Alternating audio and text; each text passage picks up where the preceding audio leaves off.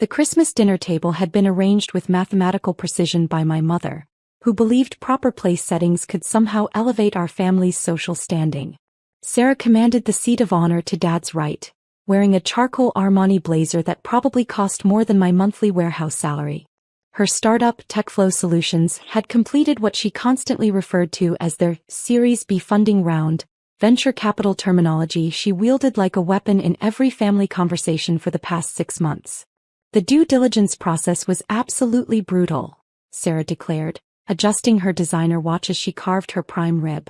3 months of investors crawling through every aspect of our business model. Financial projections, technology architecture, competitive analysis, management team credentials. Most startups crack under that kind of scrutiny. Cousin Marcus leaned forward with obvious admiration. But TechFlow survived the process? More than survived, Sarah smiled triumphantly. The lead investor called our AI integration platform revolutionary. They said they'd never seen market penetration analytics like ours in the enterprise software space. Uncle Robert raised his wine glass with ceremonial gravity. To Sarah, the first legitimate entrepreneur this family has ever produced. The crystal clinked enthusiastically around the table. Everyone participated in the toast except me. I remained seated at the far corner, still wearing my warehouse uniform because I'd driven straight from my evening shift. The polyester shirt with Dave embroidered above the breast pocket felt particularly shabby under the dining room's elaborate chandelier. Dave should be taking notes, Dad announced with paternal condescension. Maybe he'll absorb some business wisdom through osmosis. Sarah set down her fork with theatrical precision, clearly preparing for a moment she'd been orchestrating all evening. Actually, Dad, that comment perfectly illustrates something important I wanted to discuss with everyone tonight. The room fell silent with anticipation. Mom paused mid-bite, sensing drama approaching. I've been analyzing our family's collective financial trajectory, Sarah continued, producing her phone and swiping to what appeared to be a professionally designed presentation. I believe we need to implement a more strategic approach to family decision-making going forward.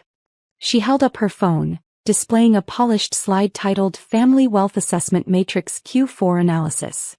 As successful individuals, we have a responsibility to optimize our collaborative potential. That means focusing our strategic discussions on members who can contribute meaningfully to our shared economic advancement. Uncle Robert nodded approvingly. Smart thinking. Time is money in business. Sarah swiped to the next slide, which featured a bar graph ranking each family member by what she called annual economic impact contribution. The visualization looked professionally rendered, complete with gradient colors and statistical projections. Let me walk everyone through the data, Sarah announced, producing a laser pointer from her blazer pocket. Uncle Robert's construction empire generates approximately $2.3 million in annual revenue, with profit margins consistently exceeding industry standards. The red dot illuminated Robert's name at the top of the chart. He straightened in his chair with visible pride. Dad's accounting practice maintains a client portfolio worth $1.8 million annually, with exceptional retention rates and expansion potential in the corporate tax preparation sector. Dad beamed as the laser highlighted his position on the graph. Mom's real estate investment portfolio produces $900,000 in passive income yearly, with appreciating asset values in 3 key metropolitan markets. Mom actually blushed at the recognition. Sarah, you've really done your homework. Marcus just earned promotion to regional sales director at his pharmaceutical company. That translates to $450,000 in annual compensation, plus performance bonuses that could push him well into 6-figure territory. Marcus raised his glass in appreciation. The research phase paid off, apparently. Sarah continued through the family roster, assigning specific dollar values to everyone's professional achievements and investment portfolios. Each person received detailed analysis of their economic contributions, complete with growth projections and strategic recommendations. And finally, Sarah paused dramatically, allowing the laser pointer to drift toward the bottom of her chart. We have Dave. The red dot landed on a bar so small it barely registered on the graph scale. Warehouse Operations Specialist. $38,000 annual salary, no performance bonuses, no advancement track. Zero investment portfolio, no real estate holdings, no business ventures, no strategic partnerships. Essentially no measurable contribution to collective family wealth generation. The silence stretched uncomfortably. I continued eating my dinner, focusing on the perfectly prepared vegetables Mom had spent hours preparing. Now, I want to emphasize that everyone has value, Sarah added quickly, though her tone suggested otherwise. But from a purely strategic standpoint, family meetings should prioritize discussions that require genuine business sophistication. Cousin Jenny shifted uncomfortably. What exactly are you proposing? Sarah clicked to her final slide. Optimized family governance structure implementation timeline. Starting next quarter, our strategic planning sessions will be limited to contributing members only. People who understand market dynamics, investment strategies, profit optimization, scaling methodologies. People who speak fluent business. She gestured around the table with her laser pointer. Everyone here except Dave operates in high-level professional environments. You understand equity structures, valuation models, competitive positioning, stakeholder management. Uncle Robert nodded thoughtfully. It makes sense. Strategic discussions require strategic minds. Exactly, Sarah continued. Dave works an hourly position in a warehouse. He punches a time clock, follows assembly procedures, takes lunch breaks when a bell rings. That's fine for what it is, but it doesn't translate to understanding venture capital dynamics or market penetration strategies. She looked directly at me for the first time all evening, her expression mixing pity with determination. No offense, Dave, but when we're discussing portfolio diversification or acquisition targets or IPO timing, those conversations would be completely over your head. You'd be sitting there confused while everyone else engages in sophisticated business dialogue. That makes sense, I replied calmly, returning my attention to my plate. See. Sarah smiled with obvious satisfaction. Dave understands his limitations. He's not interested in pretending he belongs in discussions about things he doesn't comprehend. Dad cleared his throat approvingly. So how would this work practically? Sarah clicked back to her implementation timeline. Regular family gatherings continue as normal, birthdays, holidays, casual dinners. Everyone participates in social events. But strategic business meetings, investment discussions, wealth management planning sessions, those become contributor exclusive. When would these meetings happen? Mom asked. I was thinking monthly, rotating between our offices and homes. Next week, for instance, I could host everyone at TechFlow's headquarters downtown. Show you our development labs, introduce you to our advisory board, demonstrate our proprietary algorithms. Marcus looked intrigued. What kind of topics would we cover? Everything from family investment pooling to collaborative business ventures. Uncle Robert might have construction projects that need financing. Dad could help with corporate tax strategies for everyone's businesses. Mom knows commercial real estate better than anyone. She warmed to her theme, clearly having planned this presentation extensively. We could establish a family investment fund, coordinate our purchasing power for better rates on everything from insurance to legal services. Maybe even explore joint ventures, technology solutions for Robert's construction sites, accounting software integration for Dad's practice. What about profit sharing? Robert asked practically. Based on contribution levels, naturally. The people bringing real capital and expertise to the table would see proportional returns on collaborative investments. Jenny glanced at me apologetically. And Dave would just not participate? Sarah shrugged with practiced nonchalance. Dave benefits indirectly from family wealth optimization, obviously. Rising tides lift all boats. But direct participation in strategic decisions requires actual business acumen. She turned back to me with what she probably thought was kindness. Dave, you're welcome to observe sometimes if you're interested. Think of it as informal business education. You might learn something useful for your own career development. I appreciate the offer, I said quietly. Perfect, Sarah declared, clearly pleased with how smoothly her presentation was being received. I'll send calendar invites to everyone who qualified for the contributor track. First meeting is scheduled for next Tuesday at 10 a.m. As she began packing up her presentation materials, Sarah launched into detailed descriptions of TechFlow's recent achievements. The $40 million in Series B funding had exceeded all expectations, apparently. 3 Fortune 500 companies were piloting their enterprise solutions. Their artificial intelligence algorithms were generating unprecedented customer engagement metrics. The scalability potential is extraordinary, Sarah explained, warming to her favorite subject. We're projecting 400% revenue growth in Q1 alone, with expansion into Austin and Seattle markets by summer. How do you manage cash flow with that kind of rapid scaling? Dad inquired, genuinely curious. That's the beauty of having serious institutional investors, Sarah replied confidently. When you've got $40 million in committed capital, cash flow management becomes much more straightforward. We're running about $2.8 million monthly burn rate, but that's completely expected during our growth phase. She pulled up what appeared to be financial projections on her phone, displaying impressive charts and graphs to anyone close enough to see. The investors conducted exhaustive due diligence before committing this level of funding. Background checks, technology audits, market analysis, competitive landscape assessment. When Pinnacle Venture Capital writes a check this size, they've done their homework. Mom looked genuinely amazed. $40 million. I still can't quite believe it. The negotiation process was intense, Sarah admitted modestly. Pinnacle's partners are notoriously selective. They typically only fund companies with proven management teams and revolutionary technology platforms. She glanced meaningfully around the table. My computer science background from MIT and my previous experience in Google's AI division really distinguished TechFlow from other startups competing for their attention. Cousin Jenny looked puzzled. Wait, I thought you studied communications at State University? Sarah waved dismissively. I completed additional coursework through MIT's executive education program, plus extensive professional development at Google. Same technical foundation, really.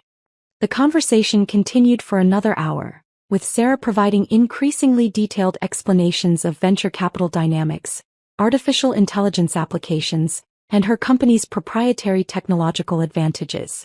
Everyone listened with rapt attention, asking sophisticated questions about market positioning and competitive differentiation. I finished my dinner in comfortable silence, occasionally nodding when someone made eye contact, but primarily just observing the family's genuine fascination with Sarah's entrepreneurial success story. The most exciting development, Sarah concluded as Mom began serving her famous apple pie, is that several board members want me to consider launching my own venture capital fund eventually. Give back to the entrepreneur community, mentor the next generation of innovative startups. Your own venture fund? Dad looked impressed. What kind of capital commitment would something like that require? Probably start modestly, maybe $50 or $60 million for the initial fund, Sarah replied as casually as discussing lunch plans. But with the right limited partners and a solid track record, you can scale to hundreds of millions pretty quickly. Limited partners? Mom asked. The institutional investors who provide capital to venture funds, Sarah explained patiently. Pension funds, university endowments, family offices, sovereign wealth funds. That's where the real money originates. As family members began gathering their coats and preparing to leave, Sarah made a point of distributing business cards for TechFlow Solutions. The cards featured embossed lettering and what appeared to be a holographic company logo. I'll have my executive assistant send formal invitations for next week's meeting, she announced, carefully avoiding eye contact with me. Contributors only, of course. After everyone departed, I helped Mom load the dishwasher and wrap leftover food. She couldn't stop talking about Sarah's incredible achievements and wondering aloud how one daughter could be so naturally brilliant with technology and business, while her son was content with such a simple life. I drove home to my modest one-bedroom apartment, took a long shower and settled into my home office chair. The evening had unfolded exactly as I'd anticipated. Sarah had been building toward this formal exclusion for months, gradually establishing herself as the family's resident business expert while positioning me as the well-meaning but financially naive younger brother. My phone buzzed with a text message from Sarah. Thanks for being so understanding tonight. I know the contributor thing might seem harsh, but it's really about maximizing everyone's potential. Most people in your position would probably feel jealous or resentful. Shows real emotional maturity on your part. Smiling face with smiling eyes. I typed back simply, "Congratulations on everything you've accomplished." Then I opened my encrypted laptop and composed a secure email to my longtime attorney, Michael Chin, who had been managing my private business affairs for the past 8 years. "Michael, please execute immediate termination of funding agreement TF 2024, A per section 15.3 of the dissolution clause. Effective tomorrow morning at market open, discontinue all capital transfers to TechFlow Solutions. Implement standard 48-hour wind-down protocol as outlined in our previous discussions. All documentation should reference the predetermined termination triggers we established." I copied my portfolio manager at Meridian Capital Management. "Patricia, execute termination order for TechFlow Solutions funding effective 9 a.m. Eastern tomorrow. Reference Michael Chin at Chin & Associates for complete legal documentation. All $40 million in committed capital should be withdrawn immediately per our original agreement structure. Please confirm execution by end of business day." The messages showed as delivered at 11:52 p.m. I poured myself a glass of water and reviewed some quarterly reports from my other investments. Tomorrow was going to be an interesting day for Sarah's business empire. At exactly 7:30 a.m. my phone started ringing. Sarah's name appeared on the caller ID. I let it roll to voicemail. The second call came at 7:47. Then 8:15. By 9:45 a.m., I had 14 missed calls and 23 increasingly frantic text messages. The first voicemail was confused but controlled. "Dave, something really weird is happening with our investors. They're saying there's some kind of problem with our funding agreement. I'm sure it's just a misunderstanding, but could you call me back when you get this?" The second voicemail, recorded 20 minutes later, was noticeably more agitated. "Dave, I really need you to call me back immediately. The lawyers are saying our primary investor triggered some kind of termination clause. This doesn't make any sense. We had ironclad contracts with guaranteed funding for 18 months. By the third voicemail, Sarah was clearly panicking. "Dave, please call me back right now. Something terrible is happening. The bank froze all our corporate accounts. They're saying the investor withdrew authorization for all future transfers. We have payroll processing today and I don't understand what's going on." The text messages showed a clear progression from professional confusion to personal desperation. "Dave, call me, this is urgent business emergency. Something's seriously wrong with our funding situation. The lawyers won't explain what's happening with the contracts. Dave, please call me back, I'm really scared. I think someone's deliberately trying to destroy TechFlow. The entire staff is asking questions I can't answer. Dave, I know we haven't been close lately, but I really need family right now. This is the worst day of my entire life." At 10:20 a.m. Mom called. "Dave, honey," Sarah phoned me crying hysterically. "Something devastating happened overnight with her company. The investors pulled out completely with no warning. Do you know anything about business law?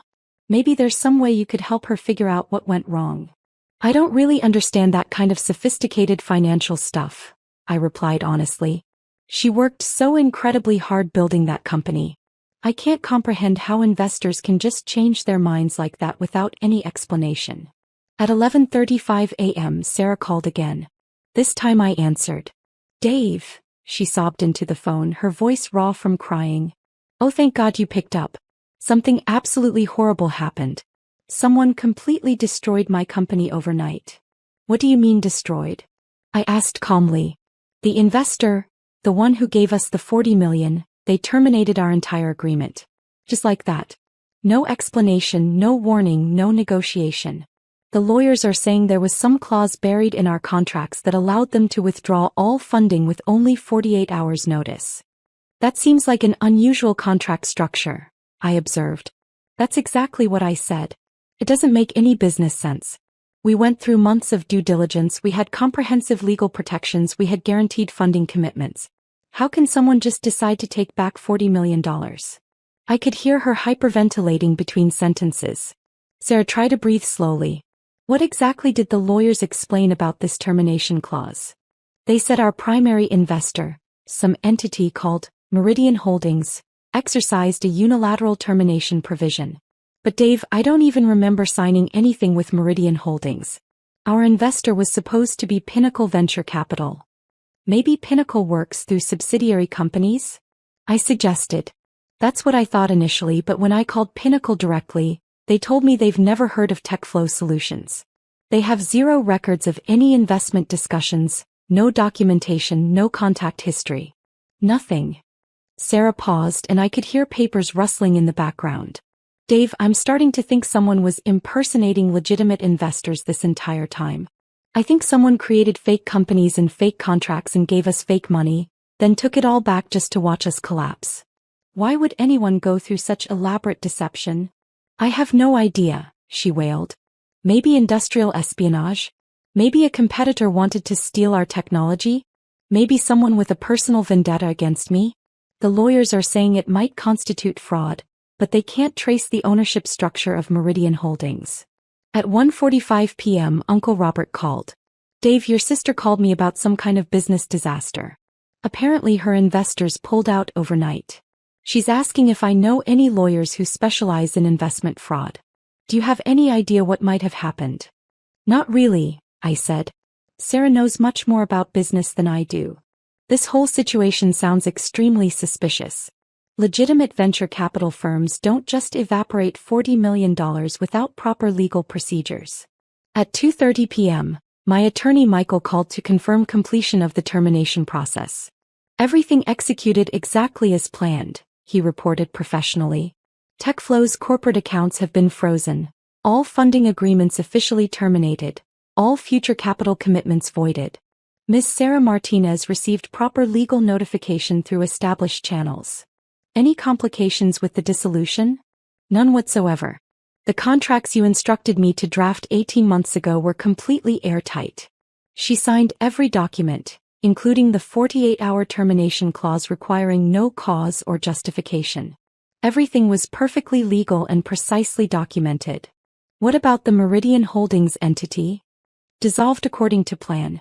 All corporate documentation sealed for 7 years per Nevada privacy statutes. No traceable connections to any of your other business entities or personal assets. That evening around 6 p.m. Sarah called one final time. Dave, I need to ask you something personal and please don't take this the wrong way. Okay. Last night at dinner when everyone was laughing about the business meeting exclusion thing, you seemed, I don't know, unusually calm. Most people would have been angry or hurt or embarrassed. I wasn't angry, I said truthfully. But weren't you at least hurt? When I basically announced that you weren't smart enough to participate in family business discussions anymore. I considered this carefully. Sarah, you made a decision based on what you genuinely believed was best for everyone involved. I can respect that reasoning. She was quiet for a long moment, and I could hear her breathing slowly on the other end of the line. Dave, do you think this could be karma? Like the universe somehow punishing me for being cruel to you? I don't really believe in cosmic justice, I replied. Because if this is some kind of karmic retribution, I want you to know that I'm truly sorry. I never meant to hurt your feelings.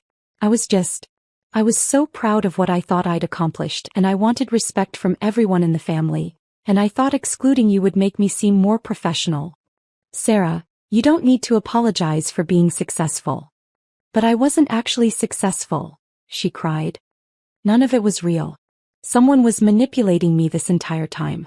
They gave me fake money and let me pretend to be important and brilliant, then they took it all away just to humiliate me in front of everyone. I'm genuinely sorry this happened to you. The absolute worst part is that I have to face everyone at next week's family meeting. I have to explain that there is no company, there never was $40 million in real funding, and I'm not the brilliant entrepreneur I pretended to be. She started sobbing again. Deep wrenching sounds that made my chest tighten with sympathy. Dave, will you please come to the meeting? I know I said you weren't qualified to participate, but I can't face everyone alone. I need at least one person there who won't judge me. Of course I'll be there, I said immediately. Thank you, Dave. Maybe you could sit next to me this time? Instead of way down at the end of the table where I banished you. If that's what you want. The family meeting had been scheduled for the following Tuesday at Sarah's downtown office. Except Sarah no longer maintained an office downtown. The building's management company had terminated her lease that morning when TechFlow's bank accounts were frozen and rent payments bounced. Instead, we reconvened in Mom and Dad's living room. Sarah sat curled up on the sofa looking like she hadn't slept in a week. wearing faded jeans and an oversized sweater instead of her usual designer business attire. As promised, I took the seat directly beside her. "I have some very difficult news to share with everyone," Sarah began, her voice barely audible. "TechFlow Solutions no longer exists." The room immediately erupted in confused questions and concerned murmurs.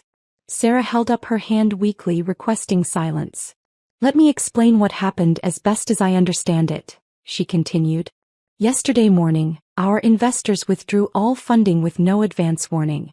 $40 million simply disappeared from our accounts overnight." Uncle Robert leaned forward, frowning. "How is that legally possible?" "Apparently there were clauses in our contracts that I didn't fully comprehend when I signed them. The investor had the right to terminate our agreement with 48 hours notice, for any reason or no reason at all." Dad looked stunned. "Sarah, how do you sign a $40 million contract without understanding the termination provisions?" Sarah's eyes filled with tears. "Because I'm not actually as smart about business as I pretended to be. I was so desperate to seem successful and sophisticated that I signed documents I didn't really understand." "But you said Pinnacle Venture Capital had done extensive due diligence," Marcus protested. "You showed us all those financial projections and growth charts." "That's the other problem," Sarah whispered. "When I contacted Pinnacle directly, they told me they've never heard of TechFlow Solutions. They have no record of ever meeting with me, no documentation of any investment discussions." The room fell into shocked silence. "So who gave you the $40 million? Jenny asked quietly. "Some company called Meridian Holdings apparently. But my lawyers can't find any public information about them. No corporate website, no business registration, no contact information. It's like they never existed." Mom looked confused and frightened. "Sarah, what are you saying?" Sarah took a shaky breath. "I think someone created an elaborate fake investment scheme specifically to deceive me. They impersonated legitimate venture capitalists, provided fake funding, let me build a fake company, then took it all away to humiliate me." "But why?" Robert asked. "Who would go to such extreme lengths?" "I have no idea," Sarah admitted. "Maybe someone who knew I was lying about my background and wanted to teach me a lesson. Maybe a competitor who wanted to steal our technology ideas. Maybe just someone who thought it would be entertaining to watch me fail spectacularly." She looked around the room at her family's shocked faces. "The truth is, I was never qualified to run a tech company. I lied about my education, exaggerated my work experience, and pretended to understand things that were completely beyond my abilities." "What do you mean, lied about your education?" Dad demanded. Sarah's voice dropped to barely above a whisper. "I never took any courses at MIT. I have a communications degree from State University and I worked in Google's campus cafeteria, not their AI division. I fabricated most of my resume because I thought it would help me attract investors." The silence stretched painfully. I could feel Sarah trembling beside me on the couch. "So what happens now?" Mom asked gently. "I need to find a real job," Sarah said. "And figure out how to pay back everyone I borrowed money from while I thought I was rich. And somehow rebuild my life from nothing." She turned to look at me with red, swollen eyes. "Dave, I owe you a massive apology. Everything I said last night about you not being smart enough for business discussions was projection. I was the one who didn't understand anything. You were the only person who never seemed impressed by my fake success story." "When did I seem unimpressed?" I asked, genuinely confused. "You never asked questions about the company like everyone else did. You never wanted to visit our offices or meet our investors. Even when everyone was praising my achievements, you just listened politely without getting excited." She wiped her eyes with a tissue Mom handed her. "I think part of me knew you could see through the whole charade and that scared me. So I excluded you from the business meetings because I was afraid you might ask questions I couldn't answer." "I thought you were doing well," I said honestly. "I was happy for your success." "No, you weren't.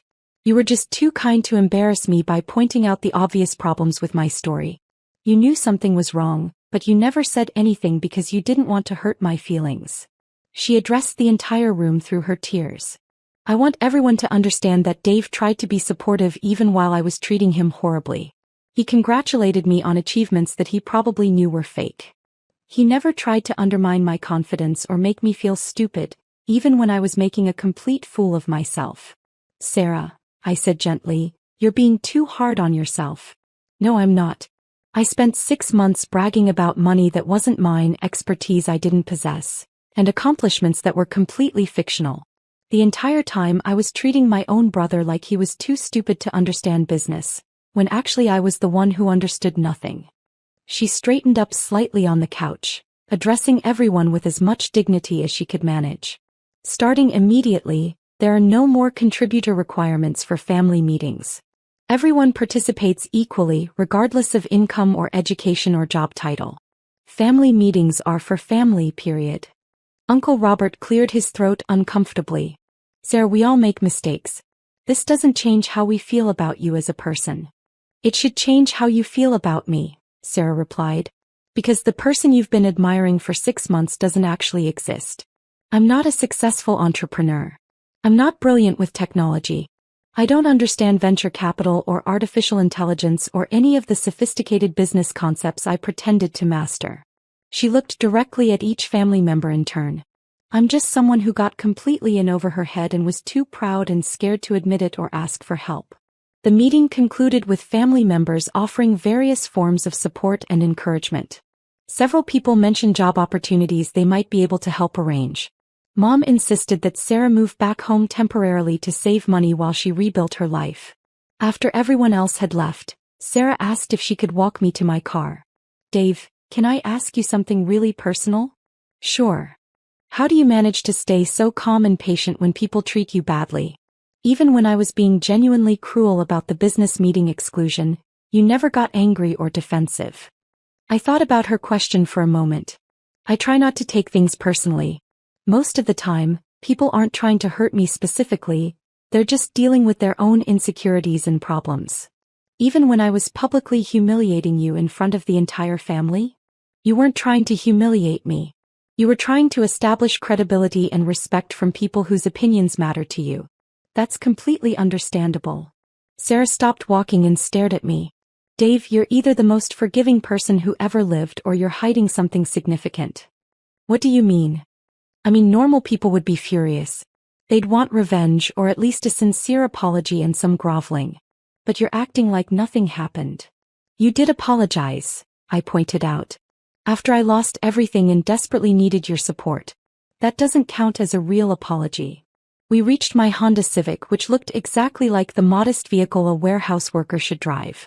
Sarah, the last thing you need right now is to worry about whether you hurt my feelings 6 months ago. Focus your energy on rebuilding your life and career. She hugged me suddenly, fiercely, desperately. I love you, Dave. I'm so sorry I forgot that for a while. I love you too. As I drove home through the quiet suburban streets, I reflected on the evening's events. Sarah would recover from this setback, probably emerging stronger and more authentic than before. The family would process the drama and move forward. And I would continue my routine of working at the warehouse, attending family gatherings, and managing my private investment portfolio through carefully constructed legal entities that no one would ever connect to Dave Martinez, the quiet brother who punches a time clock and keeps his opinions to himself. My phone buzzed with a text from Patricia at Meridian Capital Management. Tech flow termination executed successfully. $40 million returned to your primary investment fund. Shall I begin reviewing new opportunities in the tech startup space? I typed back, not yet. Let's wait a few months before making any major moves. Some lessons are worth $40 million. But teaching them to family requires patience, precision, and perfect timing.